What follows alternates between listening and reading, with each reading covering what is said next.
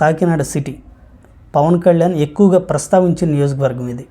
YCP ఎమ్మెల్యేగా ఉన్న ద్వారంపూడి చంద్రశేఖర్ రెడ్డి మీద విపరీతంగా ఆరోపణలు చేశారు పవన్ కళ్యాణ్ గారు. స్మగ్లర్ అని, రౌడీ అని, అవినీతి పరుడని, ఇంకా చాలా విపరీతమైన ఆరోపణలు అయితే ఆయన మీద చేశారు. సో అలాంటి నియోజకవర్గంలో ఈసారి ఎవరు గెలవడానికి ఛాన్స్ ఉంది? వైసీపీ తరఫున ద్వారంపూడి గారే పోటీ చేస్తున్నారు, తెలుగుదేశం పార్టీ తరఫున కొండబాబు గారు పోటీ చేస్తున్నారు. సో ఇద్దరిలో ఎవరి బలాలేంటి, ఎవరి బలహీనతలేంటి? ఫస్ట్గా ద్వారంపూడి చంద్రశేఖర్ రెడ్డి గారి గురించి మాట్లాడితే 2019లో ఆయన గెలుచున్నారు, 2014లో ఓడిపోయారు, 2009లో ఆయన గెలుచున్నారు. సో అత్యంత బలమైన నాయకుడు ఆర్థికంగా, అది ఆయనకు బాగా కలిసి వచ్చే అంశం. విస్తృత పరిచయాలు ఆ నియోజకవర్గంలో ఉండడం, అలాగే డైరెక్ట్గా ప్రజలతో పరిచయం ఉండడం, అలాగే బూత్ లెవెల్ కార్యకర్తల వరకు ఆ పోల్ మేనేజ్మెంట్ చేయగల స్ట్రాంగ్ వ్యక్తులు ఆయన గ్రిప్లో ఉండడం అనేది బాగా ఆయనకు కలిసి వచ్చే అంశాలు. ఇక వైసీపీ అమలు చేసిన సంక్షేమ పథకాలు కూడా ఆయనకు బాగా కలిసి వస్తాయి. ఎందుకంటే కాకినాడ సిటీ నియోజకవర్గం అయినా అందులో సంక్షేమ పథకాల లబ్ధిదారులు ఎక్కువగానే ఉన్నట్టు కనబడుతుంది. సో అది కూడా ఆయనకు బాగా కలిసి వచ్చే అంశంగా చూడొచ్చు. ఇక మైనస్ వస్తే ఖచ్చితంగా అవినీతి ఆరోపణలు ఆయన మీద ఉన్నాయి, అవి ఆయనకు మైనస్గా మారే అవకాశాలు కనపడుతున్నాయి. ప్రభుత్వం నుంచి అనుకున్న స్థాయి అభివృద్ధి పనులు జరగకపోవడం కూడా ఆయనకు మైనస్గా మారుతుంది. అలాగే పవన్ కళ్యాణ్ చేసిన కామెంట్స్ కూడా మైనస్ అవుతున్నాయి. ఇకపోతే తెలుగుదేశం అభ్యర్థి కొండబాబు గారు, ఈయన కూడా ఒకసారి ఎమ్మెల్యేగా గెలుచున్నారు, 14లో ఎమ్మెల్యేగా గెలుచున్నారు. అయితే ఈయన మత్స్యకార సామాజిక వర్గానికి చెందిన వ్యక్తి.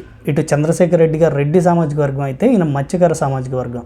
2014లో ఈయన గెలిచారు, 19లో ఓడిపోవడం జరిగింది.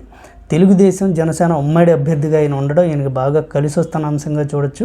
అలాగే ప్రభుత్వం మీద ఉన్న వ్యతిరేకత క్లియర్ కట్గా ఈయనకైతే కలిసి వస్తుంది.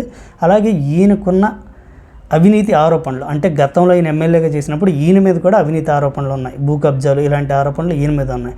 సో ఈయనకు కూడా కొన్ని మరకలు అనేవి ఉన్నాయి. ఏది ఏమైనా ఈ నియోజకవర్గాన్ని డిసైడ్ చేసేది కుల సమీకరణాలుగా క్లియర్గా కనబడుతున్నాయి. ఎందుకంటే ఈ నియోజకవర్గంలో మత్స్యకార సామాజిక వర్గం అనేది 50,000 ఓటు బ్యాంక్ దాకా ఉంది. అలాగే కాపు సామాజిక వర్గం కూడా ఇంచుమించు అదే సంఖ్యలో అయితే ఉన్నాయి. ఇక మిగిలిన సామాజిక వర్గాలన్నీ 15,000-20,000 చొప్పున వ్యారీ అవుతూ ఉన్నాయి. సో అవి పెద్ద ఫ్యాక్టర్గా పనిచేయట్లా. పోయినసారి ఎలక్షన్స్ మనం చూస్తే కాపు సామాజిక వర్గం మెజారిటీ ఓట్లు, అలాగే మత్స్యకార సామాజిక వర్గం మెజారిటీ ఓట్లు చంద్రశేఖర్ రెడ్డి గారికి పడినాయి. అయితే ఈసారి జనసేన తెలుగుదేశం ఉమ్మడి అభ్యర్థిగా ఆయన పోటీ చేయడం వల్ల ఖచ్చితంగా కాపు సామాజిక వర్గ ఓట్లలో స్ప్లిట్ ఏర్పడే అవకాశాలు కనపడుతున్నాయి. అది ఆయనకు ప్లస్గా మారే అవకాశాలు ఉన్నాయి. అలాగే మత్స్యకార సామాజిక వర్గం నుంచి కూడా స్ప్లిట్ ఏర్పడి మెజారిటీ ఓట్స్ కొండబాబు గారికి పడే అవకాశాలు కనపడుతున్నాయి. ఎందుకంటే ఆయన అదే సామాజిక వర్గానికి చెందడం. సో ఇది ఈయనకి బాగా పాజిటివ్గా మారుతుంది. సో ఇదే చంద్రశేఖర్ రెడ్డి గారికి నెగిటివ్గా మారుతుంది. కూటమి అభ్యర్థి అవడం వల్ల కాపు ఓట్లు అటు వెళతాయేమో అన్న చిన్న గందరగోళంలో అయితే ఈయన చంద్రశేఖర్ రెడ్డి గారు ఉన్నారు. ఏది ఏమైనా ఈ నియోజకవర్గంలో ఫైట్ అనేది చాలా టఫ్గానే నడుస్తుంది. ఒకవేళ వీళ్ళందరూ ఇటు టర్న్ అయి ఉన్న చివరి మూమెంట్లో తనకున్న పరిచయాలతో, తనకున్న బూత్ లెవెల్ మేనేజ్మెంట్ సిస్టంతో ఖచ్చితంగా చంద్రశేఖర్ రెడ్డి గారు అక్కడ చక్రం తిప్పుతారు అని లోకల్లో అయితే టాక్ నడుస్తుంది. సో అందువల్ల ఈ నియోజకవర్గంలో ఎవరికి క్లియర్ ఎడ్జ్ అనేది కనపట్ల. పోలింగ్ అయిపోయి రిజల్ట్స్ వచ్చే వరకు కాకినాడ సిటీ నియోజకవర్గంలో ఎవరు గెలుస్తారు అని చెప్పడం కష్టం. ఎందుకంటే ఆర్థికంగా బలవంతుడు, విస్తృత పరిచయాలు ఉన్నాయి, అలాగే బూత్ లెవెల్ మేనేజ్మెంట్ చేయగల పెద్ద వ్యక్తులు ఆయన చేతుల్లో ఉండడం ఆయనకు బాగా కలిసి వస్తుంది.